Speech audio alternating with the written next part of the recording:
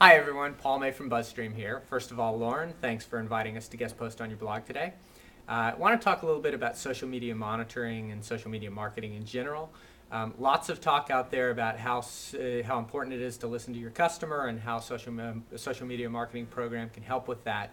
But I want to talk specifically about the hard dollar benefits that are out there, and specifically about lead generation.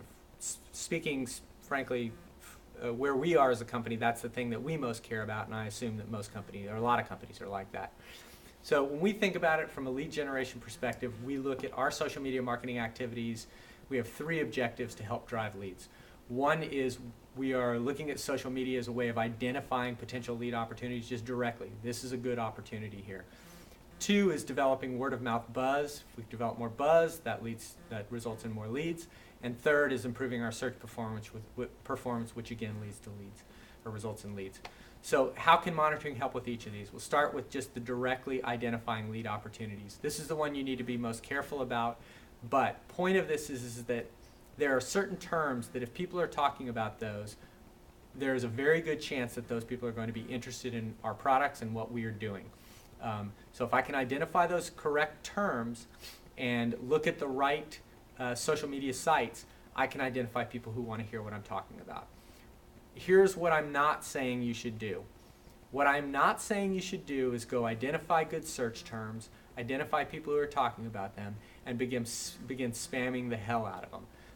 Bad idea. Not only is it ineffective, you will end up with an angry mob who is ready to hunt you down with pitchforks, and you will damage your brand. It's just a bad idea.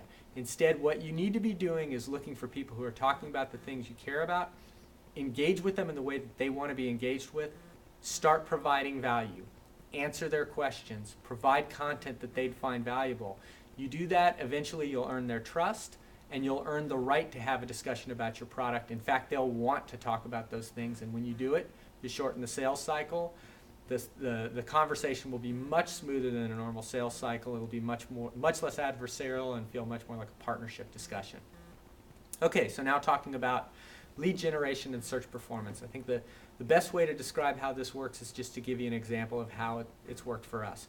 When we launched our first product at BuzzStream, we had a very soft launch. The product was it was early beta.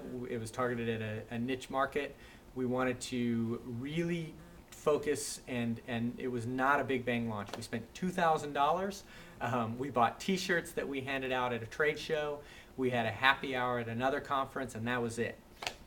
But what we did also was, leading up to that, we had built relationships with different people in our industry across social media channels.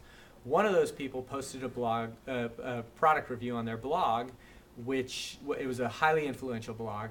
That led to a flurry of activity across Twitter.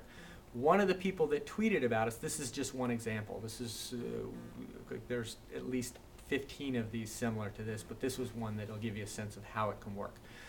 One of the people that tweeted about us started out by tweeting a moderately positive tweet about our product, and then a couple fairly aggressive dings about the product.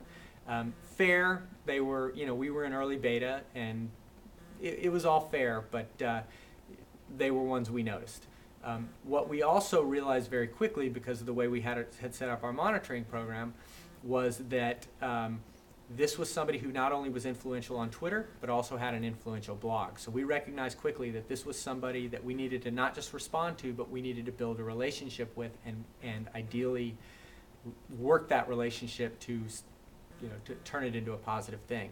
So we started off, responded to him on Twitter, explained that these were things we knew we had to fix, they were coming, took the conversation from there over to Get Satisfaction, our support community website, extended the conversation there, took it to email, provided a more detailed demo of what was coming in the product so that this person had more of a sense of where we were going. Then we met the person at a trade show in person, or at a conference in person. Where this eventually led was that this person then ended up doing a product review, a very positive review of the product, gave away a bunch of beta invites. The net result of it was we had well over 100 retweets of her blog post. You look at the potential reach of those retweets, and it was well over 25,000 people. all of which, I mean, this was a very niche, or very targeted group here. Almost all of those 25,000 people, certainly not all, but a big percentage of those were right in our sweet spot, right in our market. Plus, it resulted in a very large number of people who were requesting beta invites.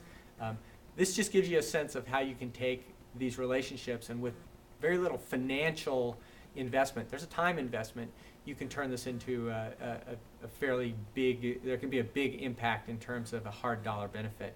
You look at those leads, we have our numbers are very clear. For every 100 leads we get in, X percentage of those turn into deals. So it was very easy for us to quantify it. So